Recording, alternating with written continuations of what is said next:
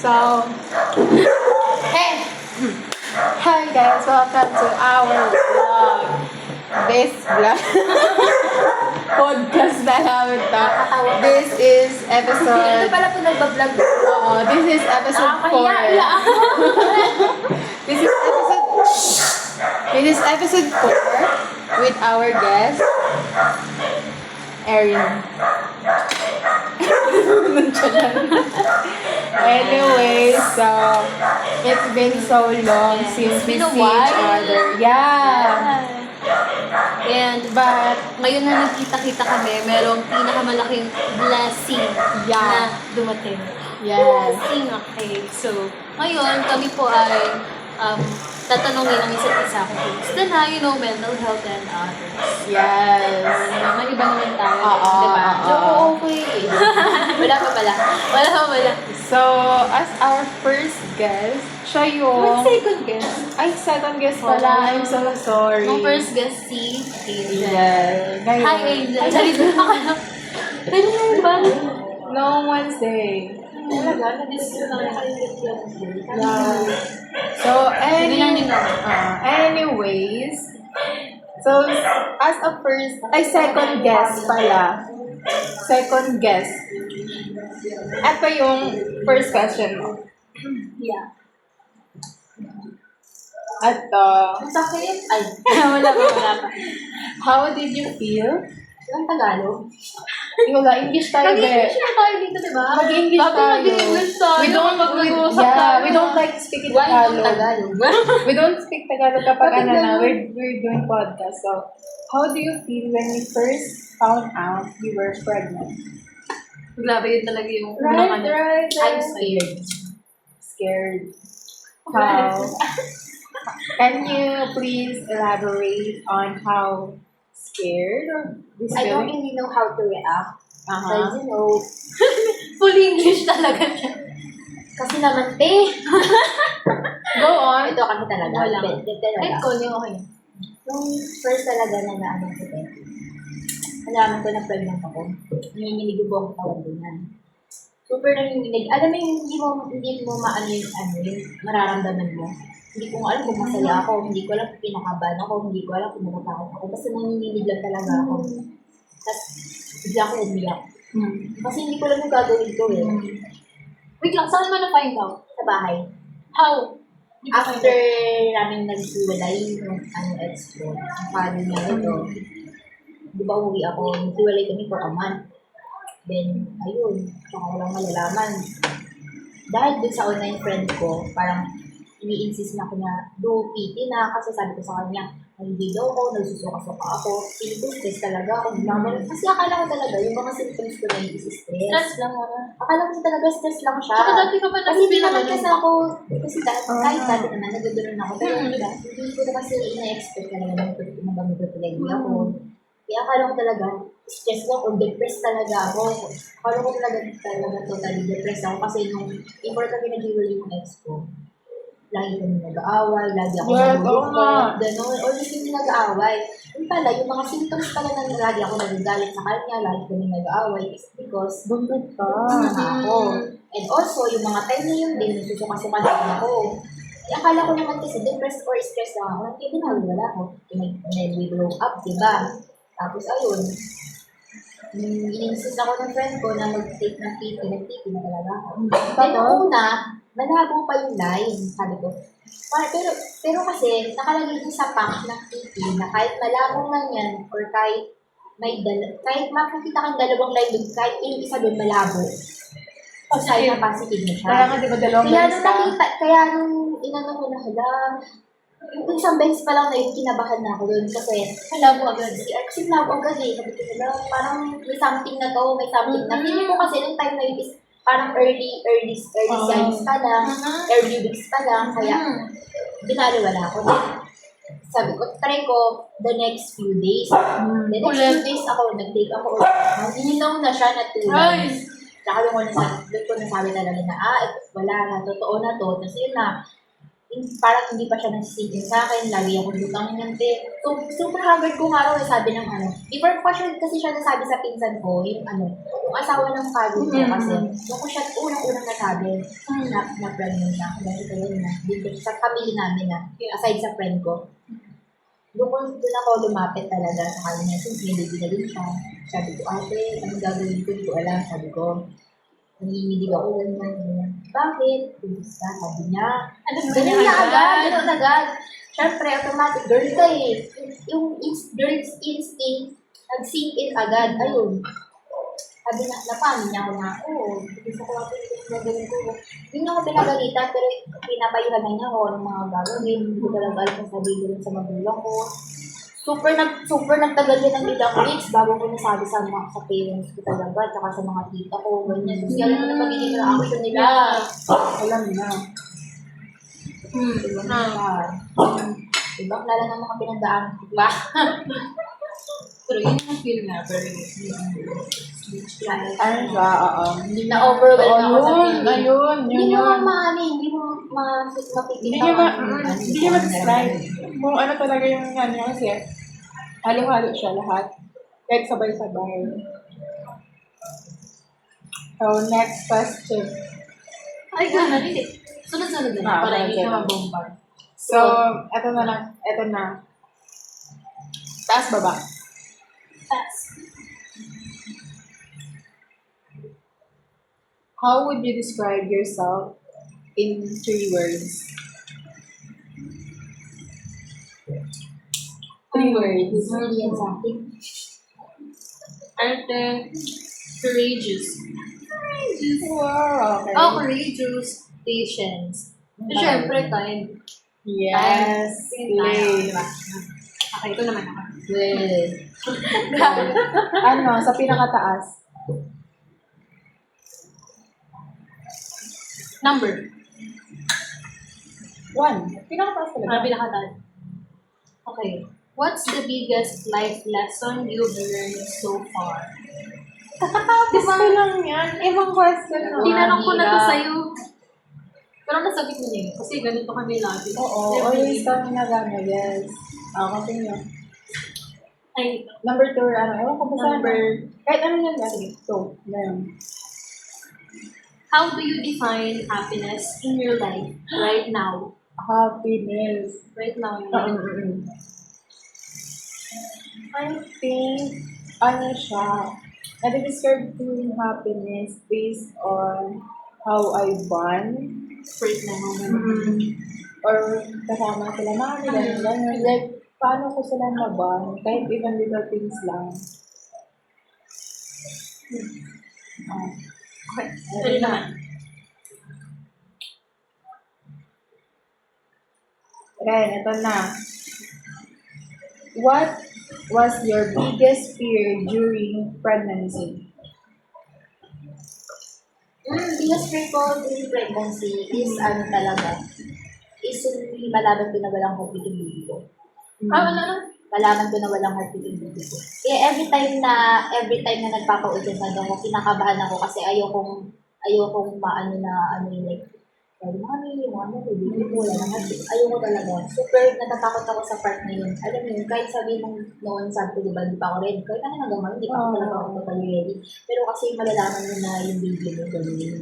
Natatakot ko talaga yun. Pero very blessed. Good thing talaga. Super kulit na sa champo ko. Sunod mong video. Super kulit niya. Grabe. Nag-wave yun siya. At kung minsan nga, hindi na siya pantay eh. Alam mo, may bundok sa kabila wala.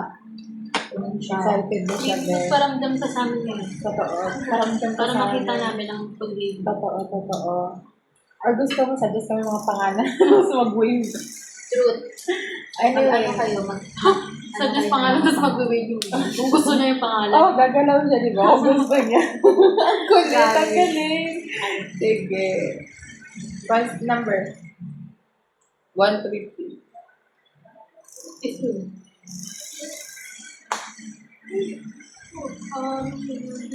What lesson do you wish more people would learn early in life?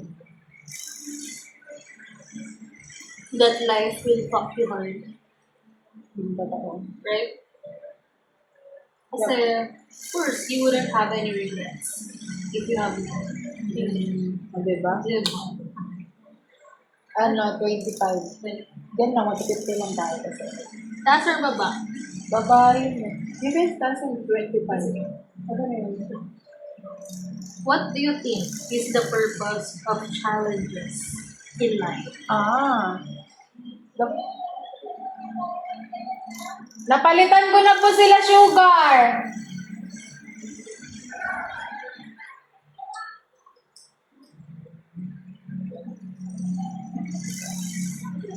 Wala kasi na. Ano, sa kapag sinabi natin challenges na nahaharap natin sa life natin, yun yung mga like, lesson talaga siya, or tinetest kung paano pa!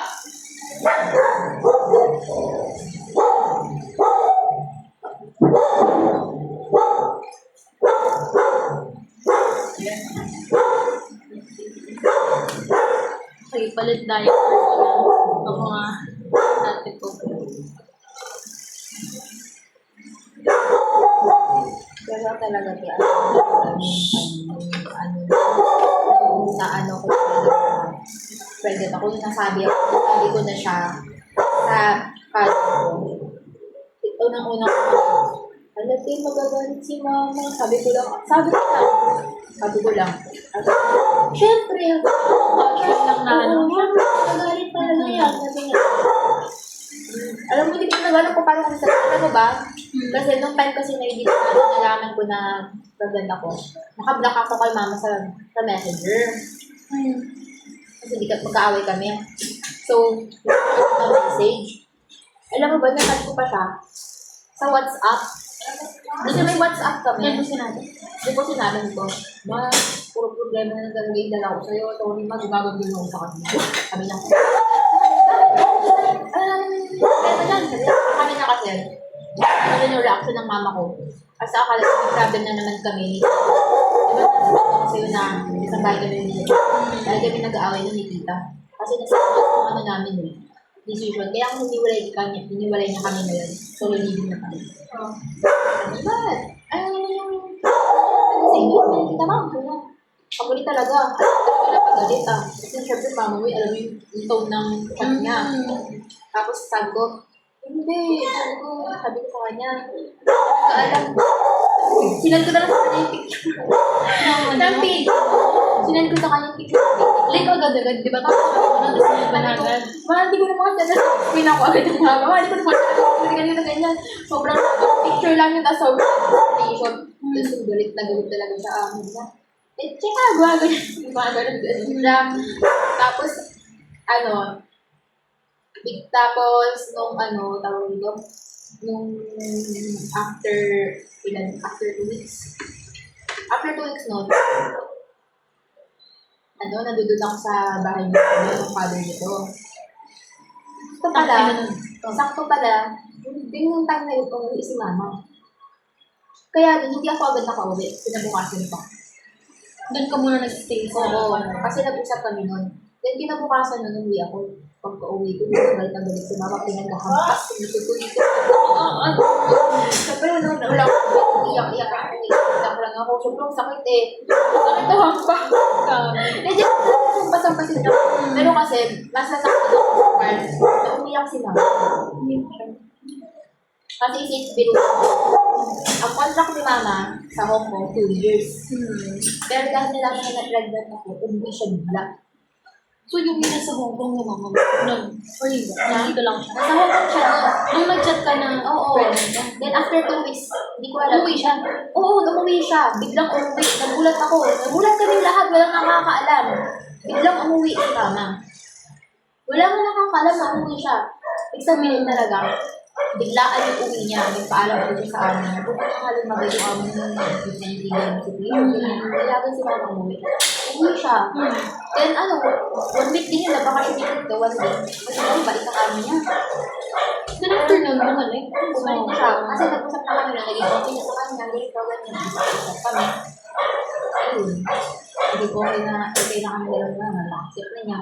Nung talaga, grabe din. Halos bugbugin ako ni mama sa lakap kasi sa likod ko talaga. Umiiyak siya. Dahil naman nagpakalan dito ako sa ganun. Hindi pa rin nangyari. Ano bang bulang? Umangan doon siya. Ano na si mama?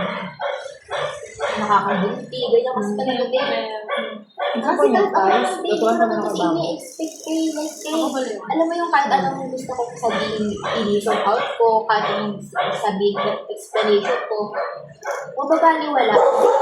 Kasi may nangyari na nagkaroon ng outcome. Kahit sabihin ko, hindi ko kasi alam, hindi ko talaga ini-expect, hindi ko expected, hindi ko gusto. May outcome eh. Ganun siya. So, hindi na ako umimik. Kasi ayun naman, it's my fault. Kahit sabihin ko, hindi ko sinadya, hindi ko alam na nangyayari. Malay ko ba? Akala ko baong na ako eh. Kasi ilang years din yun, diba? Kasi isipin mo din, 3 years kami. Tapos bigla, bagag, meron. Ang kagulat eh. Bakit? Siguro mature yung sperm cell mo. Oo, feel ko. Diba? Kasi babata pa lang sa nung Mag-iintay na siya. Oo, yun na nga. Yun na yun. Hindi, wait lang. May early, 1 year, mga something, nakapil ko yan. Then, nag-start ako. Then after siguro sabihin na natin, isang taon na din, nung hindi ako nag-take ng pills. Kaya siguro, naging okay ulit yung hormones ko. No. Pati Pwede ka na ulit mag-ano. Na pwede na, may mabubuo na ulit. No? Siguro ganun siya. Kasi nag-test ako noon. Then nag-stop ako. After a year, 1 year na, siguro, I think 1 year na, hindi ako nag-take ng pills. Oo, babalik na talaga. Babalik na sa normal ulit, di ba? Kasi regular talaga ako eh. Ganun siya. Hindi ko ganun yung nangyari. Kaya, ang inakala mo sa self-esteem na nabaong talaga. Nabaong talaga. Bago na-pills ka, Bago naisip mo na bago bago ka. naisip ko nga sa sarili ko nabaong. Kasi naman din, di ba nag-stop ako, ang tagal na ilang, hindi mo naman maisip na yun sa ilang na abon, di ba, ng taon hindi ka nag-stop. Tapos may nangyari sa inyo sa lobby na ano palagi. Never yun sa labas, sa loob palagi.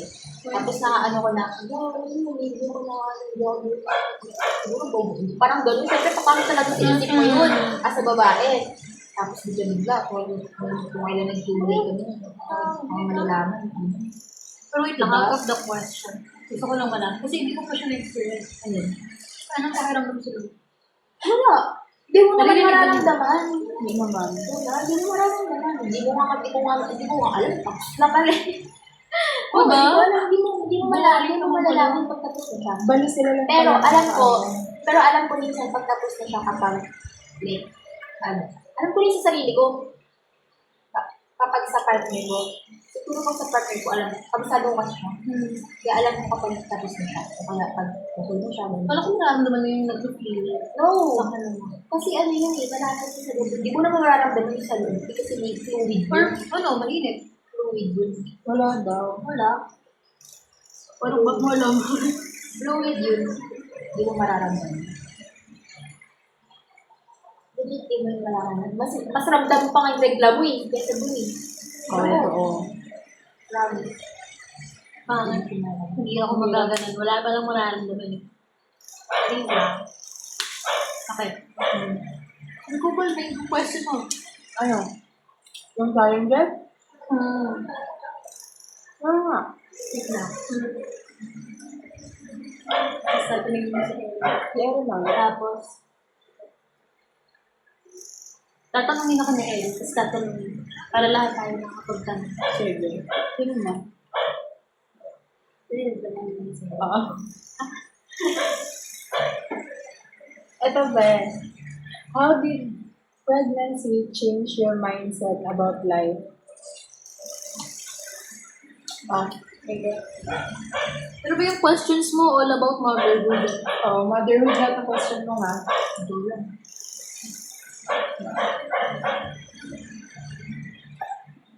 Ano ba yung question mo?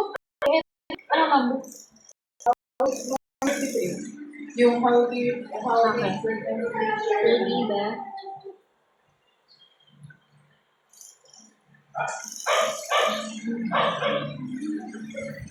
Pero na, sinantok na ako.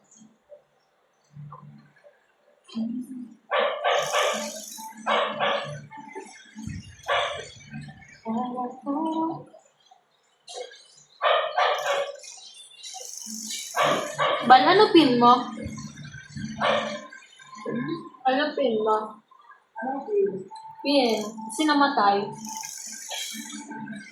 Wait? Pin. Pin? Namatay. 1, 2, 3, 4, 5, 6, 7 na yun. Ang 6 lang pala.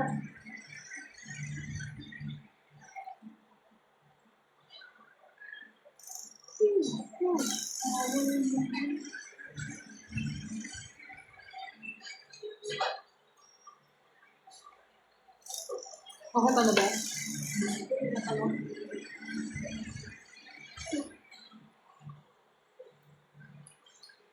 Ito.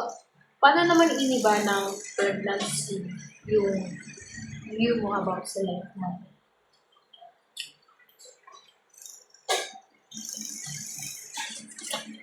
Siguro ba naka 30 seconds lang ka na? Naka 30 seconds. Bilis na mamatay. Ipalitan mo na lang yung settings.